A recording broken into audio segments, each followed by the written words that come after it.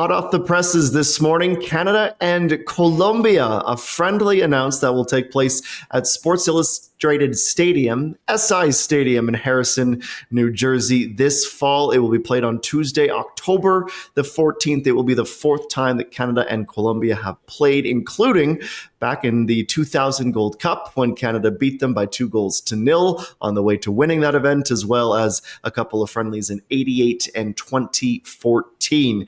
Garrett, this adds to a list of some pretty exciting friendlies already announced: Romania and Wales. There will also be a friendly hosted in Montreal that will be announced in the coming weeks. But this is Colombia. It's a pretty exciting match, although the caveat is that it's on neutral ground. What do you think of today's announcement? Yeah. First of all, you mentioned October 14th, 2025. It brings me back to October 14th of 2014 when it was Colombia 1, Canada 0. A decent enough Canada side with plenty of recognizable names took on James Rodriguez, Cuadrado, Radamel Falcao, a very good Colombian team. Canada were ranked 120th in the world at that time, and Colombia was number 3. And Canada played them tight. It was such a good goal. Go check it out from James. It was probably about from 25, 30 yards out. Just absolutely smashed into the back of the net. It was a really enjoyable fixture for a team at that time with Julian and Atiba and others. Our buddy Nick Ledgerwood was out there as well. That showed some real promise as well. So now 11 years later, the context is completely different. Yes, Colombia is still a very, very good side. I love the football that they played. They were one of my favorite teams to watch at Copa America, and they will be heading into the World Cup because they're kind of like Canada. They're very combative. They want to play on the front foot. It's all action stuff. So the game should be absolutely brilliant, and I cannot wait for it. With that being said, you touched on it, Adam. Neutral site. It's being held in Harrison, New Jersey, because this is probably what the promoters want, because they can pack the house full of Colombian fans and a small group of Canadians will travel down, and it can potentially be a moneymaker. If you are Canada Soccer and you want to host a big country like that, then you pay a considerable stipend, a fund, some money in order to bring a country to play in your own, and you hope that you can sell out and make that money back and make it a thing. Clearly, there's more advantage to Canada probably being paid a significant sum of money to go play in New Jersey. This doesn't look good heading into the World Cup, because you want to see Canada play games in the facilities that their World Cup story will be written upon at BMO Field in Toronto, at BC Place in Vancouver. I know that others will say, well, it should be in Montreal, it should be here. I understand. It would be much more preferable for me for Canada to play in front of Canadian fans, because simply put, some fans travel, but we don't really have a massive traveling contingent for games like this. So again, our players are playing in a scenario where they're missing out on true fan support from their own. So that's unfortunate. I should also add, this is something that the Canadian players and their Players Association and their legal representation has wanted to see over the last few years. Canada play more games against high-level competition in the U.S. because this is a way for them to potentially make more money. I don't agree with this approach, because I think that Canadian teams should be playing in front of a Canadian audience on Canadian soil as much as possible. But this is the finances of the sport. This is the dollars and cents that are making decisions like this rather than the practicalities. Jordan, Colombia, Canada. I want you to weigh in, of course, on everyone's favorite New Jersey city. No. But it's Canada, Colombia. Come on, we got to be excited for that. No, it's great. Wheels filled us in on every corner about this as well. I'm just going to focus on the small bit that I have to offer to this segment, which is playing a nation that you're probably going to get in a group at the World Cup, a team that you're looking at, do you need to get a result against? And that's why I want to measure up. I mean, playing this Jesse Marsh system against Guatemala or playing against Honduras, I mean, there's only so much you can really get from a team that could go and hurt you like Colombia if you don't get things right. This is what you need, right? So whatever that will be a few months before the biggest world stage at the World Cup, that's what I'm excited for. And it's probably a bit for a player like Osorio, if he's in the camp as well. You're like, yeah, it's one of those things where you're representing your country that you love in Canada, but you're also maybe quick to swap a jersey with a Colombian player too.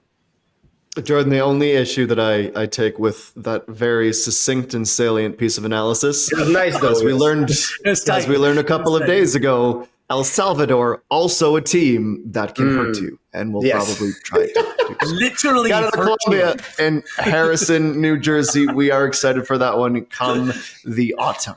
The three of us are absolutely thrilled that we will finally see a Gold Cup knockout match on Sunday. On Sunday, it's so close. Canada and Guatemala in Minneapolis, Minnesota. Of course, Nate Sinclair's hometown club plays at the very pitch that Canada will be looking to advance to the semis, likely against the Americans. But all of that is getting ahead of ourselves. We want to talk about the match in due course, but we want to talk about this team that topped the group, this team that scored goals for fun and proved that this is not the Canada of yesteryear. And leading that team, as you well know, Jordan and Gareth, is Jonathan David. He was given the armband heading into this tournament. He was the player that Jesse Marsh was going to rely on, certainly while he was up in the suites. And on top of learning how to lead this group from his less than vocal style of leadership, he also did what he does best, and that is score goals in regularity. Gareth,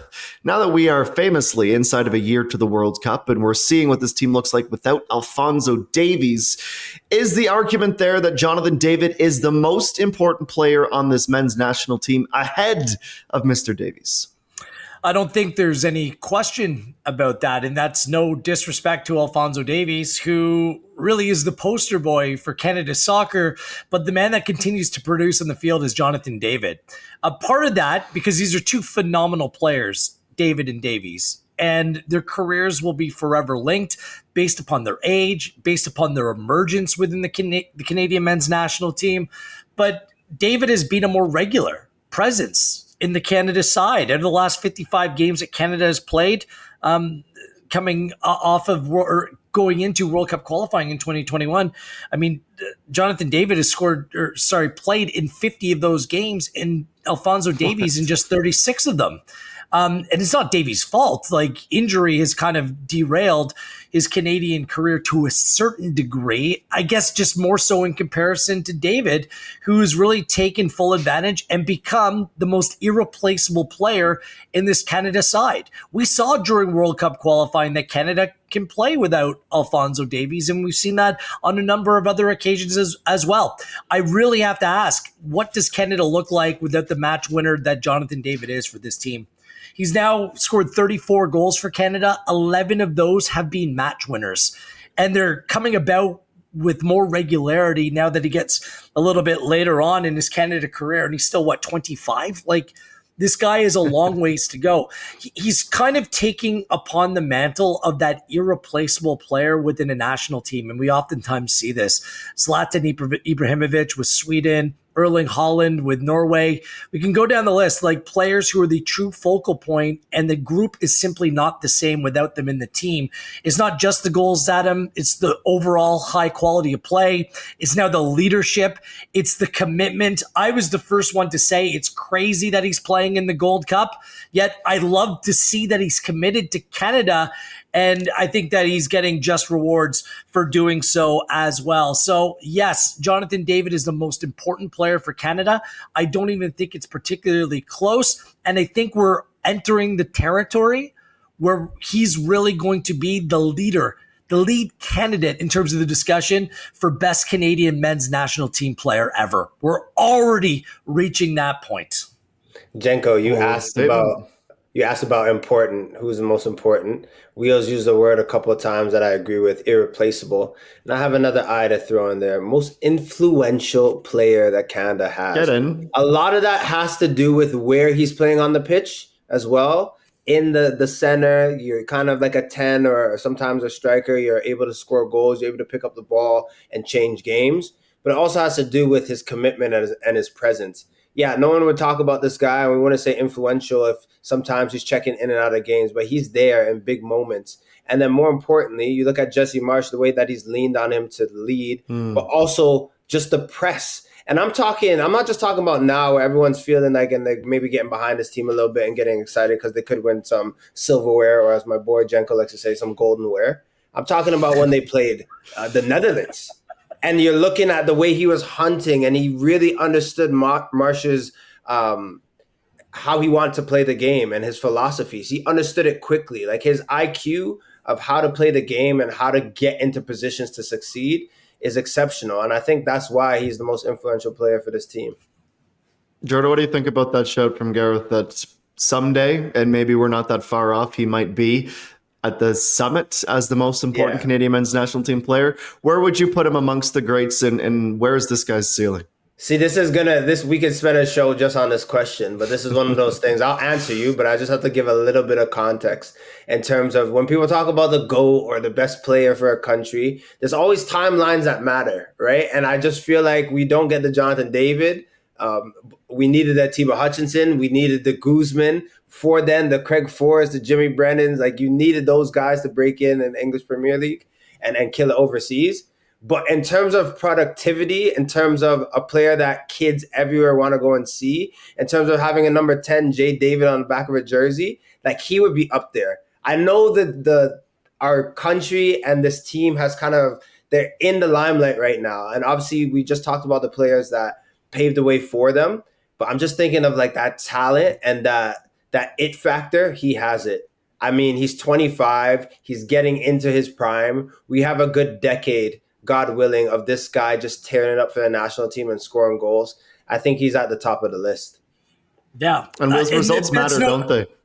Well, they do. And that's why, the 86 team that qualified for the World Cup, teams that did something before that, the 2000 team, they're all incredibly important to the story that is Canadian soccer. But I don't think anyone would take away from the fact that Jonathan David is probably better than the rest.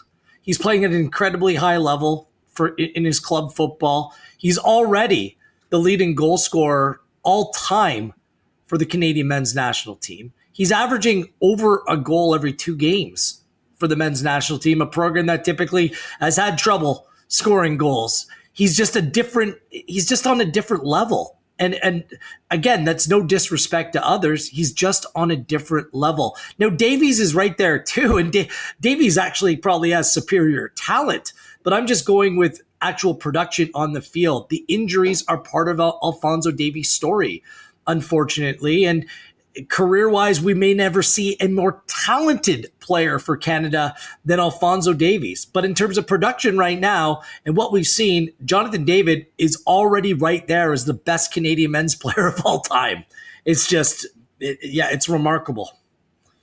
And if he can be wearing the captain's armband and hoisting that Gold Cup in less than a month's time, and if he can score some big World Cup goals in less than a year's time, well, that will only go on to help cement that legacy that he is constructing and doing a very good job of.